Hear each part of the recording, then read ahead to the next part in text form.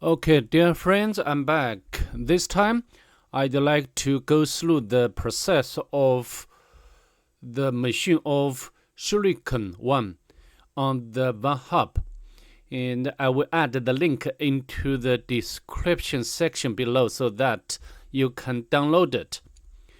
Before we begin today's video, if you don't mind, please subscribe to my channel and leave a like below. This will help me very much. And so without further ado, let's just get started. To save time, I have already imported the target or machine into the VirtualBox. So now we can go inside the Kali Linux VM. As you can see, I have already identified the IP address of the target as 252.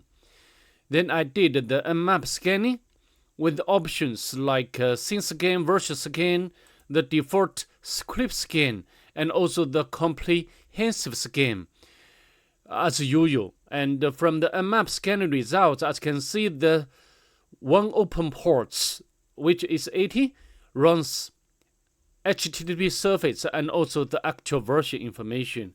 And another one, the state is filtered anyway. So now we are going to do next is to do emulation for the 80 port. Let's put the IP address of the target into the browser.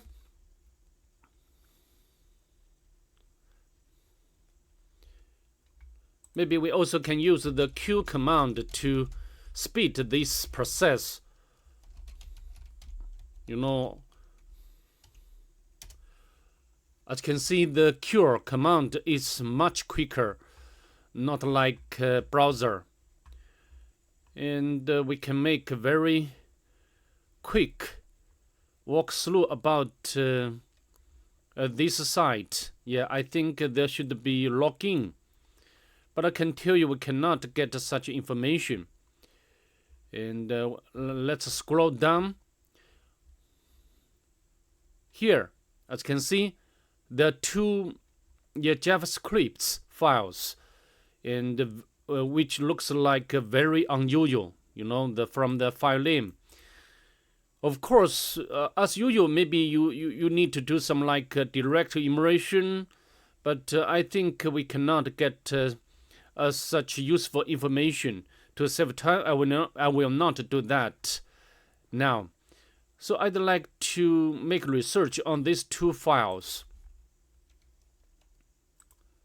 Yeah, we have already opened up.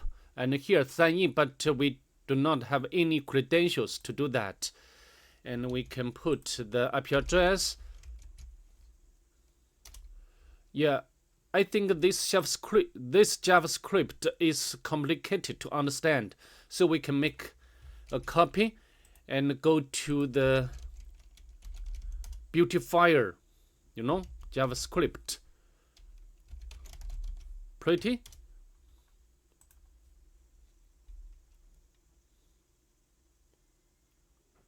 And we can paste in here, and then we can beautify code. As you can see, yeah, this is the JavaScript, but we need to take very close attention about. I think here we can got the. I think this should be host name or the subdomain. We can make a copy, and we can paste in here. So I think we need to add this host name to the host file. But before we do that, we need to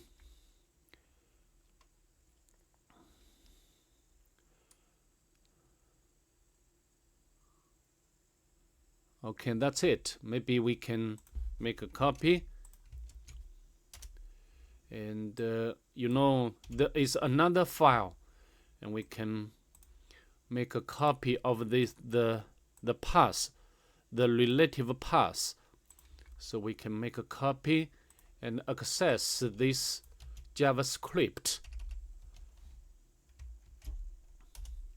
Again, very difficult to understand. And so we can make a copy and paste in here. beautify code. Okay, here I think we got another one. This one, and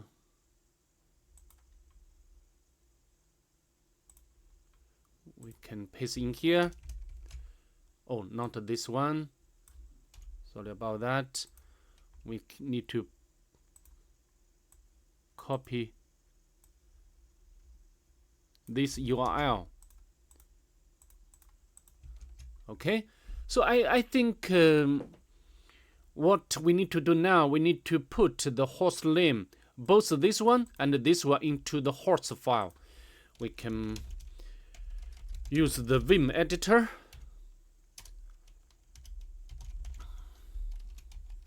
And IP address, and this is the host name, right? Oh, not this one. We can make a copy this path, this URL, and paste in here. Okay, sorry, I don't know what's wrong with my clipboard.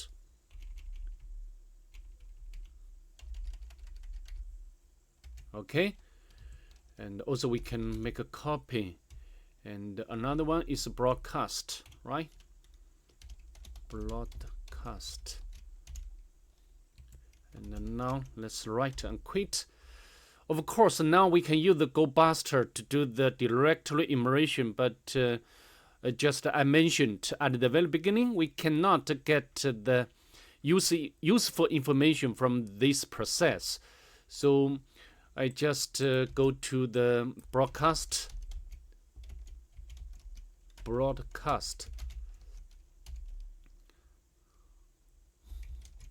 Oh, not this one.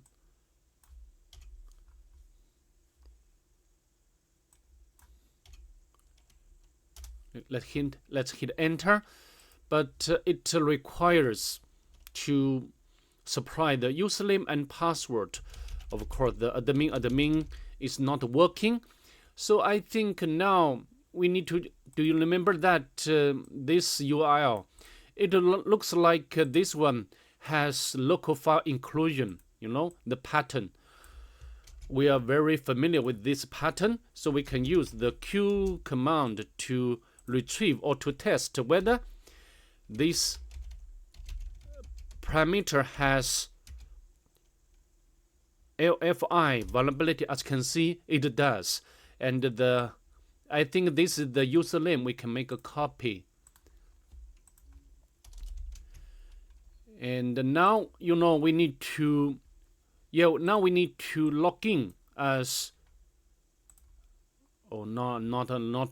Now we didn't get the username and the password for the basic authentication.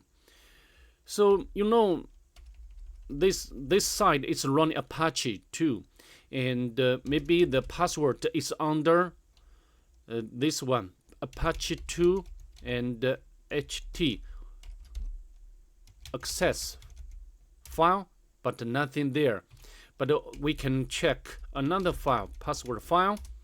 Yeah, this time we got the information. We can make a copy and paste in here. So we can make a copy, and then we can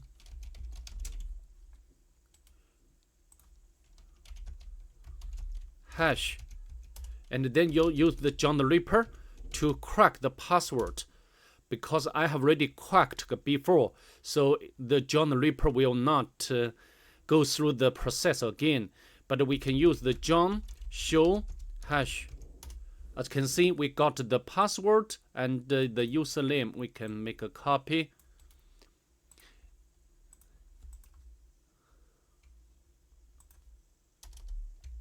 Now I think we can use these combinations of username and password to log in to the broadcast subdomain and developers.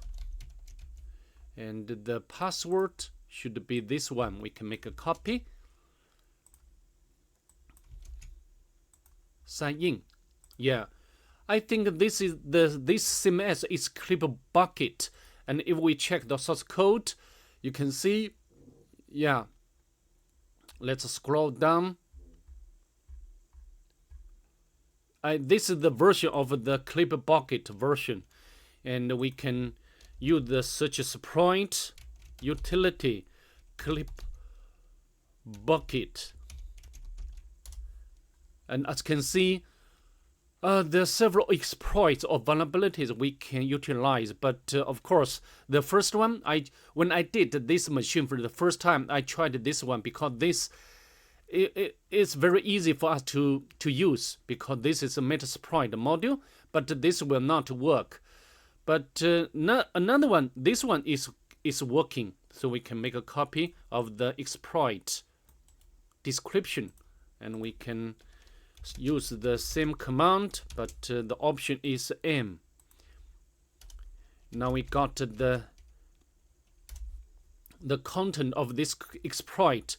This is not the exploit code in Python or shell script, but it's rather instruction how to exploit. Here, this one we can utilize the arbitrary file upload. Let's scroll down. Scroll up. Yeah, this one we can make a copy and use the Q command to upload. Of course, I have already made a copy earlier, like this one. We can just to save time, we can make a copy of this line. But before that, we need to prepare the reverse shell PHP, right? And we can copy from my two sets. And we need to make modifications. We need to change the IP address to our Kali Linux, right? And as always, I'd like to change the port number to my favorite one. And now let's write and quit. So now we can paste the arbitrary file upload exploit command. Let's hit enter.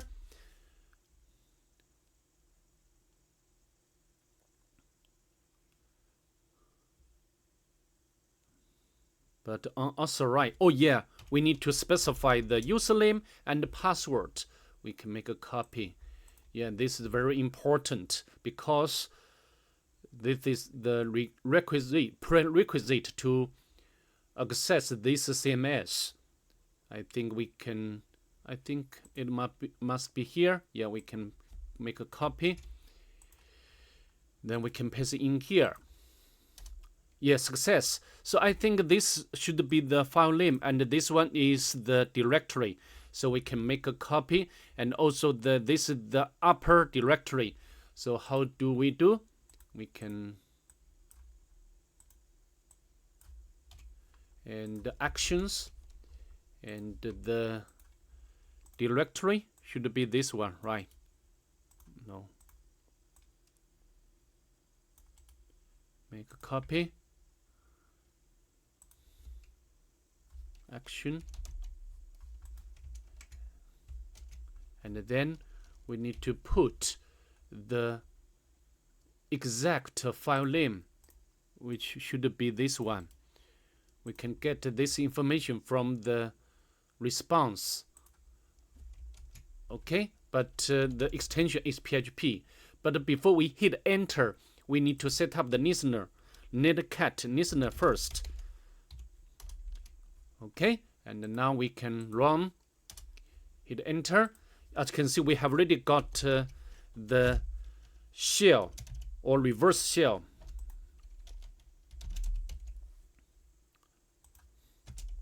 Sorry, my keyboard is not working just now. When we use the pty spawn.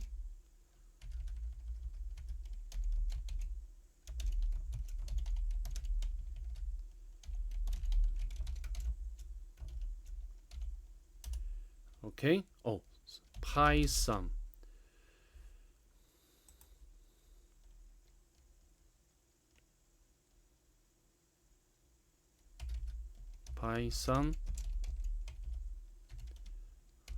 I don't know why my typing is so terrible today. Spawn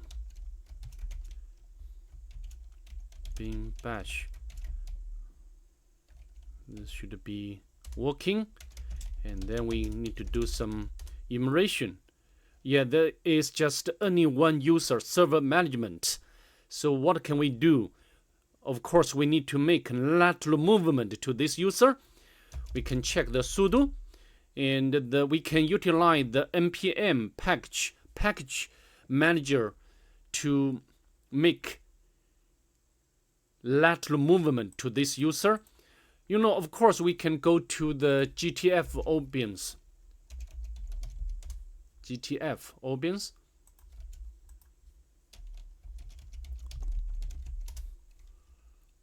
And npm.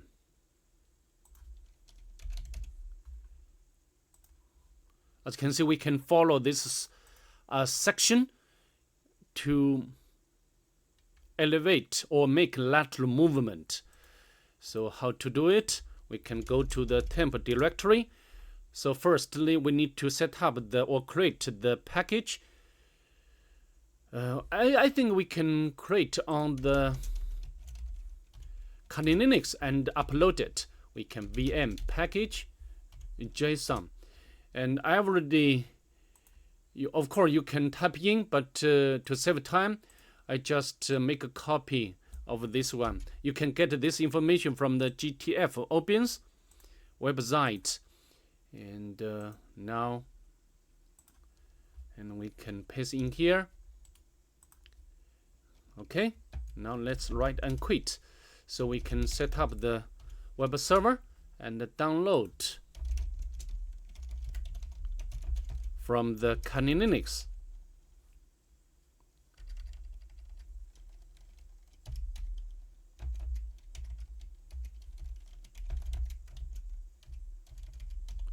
Package, but a wget utility is not there. We can use the Q. It doesn't matter.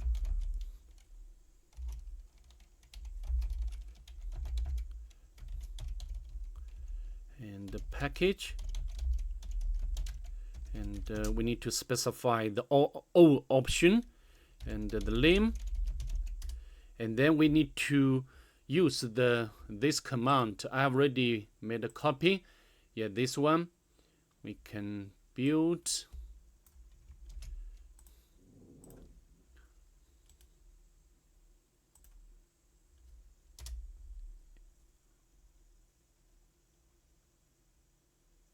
Oh, we forgot to generate the check shell script. This would be very easy. Echo bin bash to check. It's okay. And then we can run this command again. As you can see, we have already become the server management. And next, we need to elevate our privilege. Of course, we need to do some local immersion. But to save time, I just bring you to the right place. The var opt. There is a shell script, and the ownership is root backup srv. I think this one is just to do some backup, use the tar. And if we take a look at the content of this one, we can utilize the wildcard injection technique to elevate our privilege. So how to do it? Because this is the source directory, server.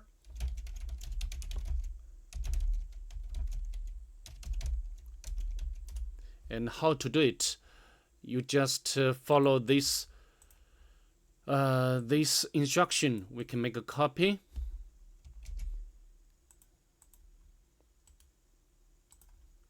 Oh, not this one.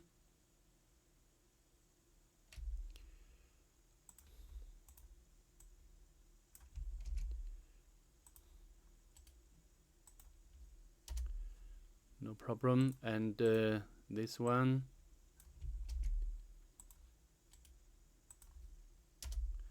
it's okay. And then should be this one.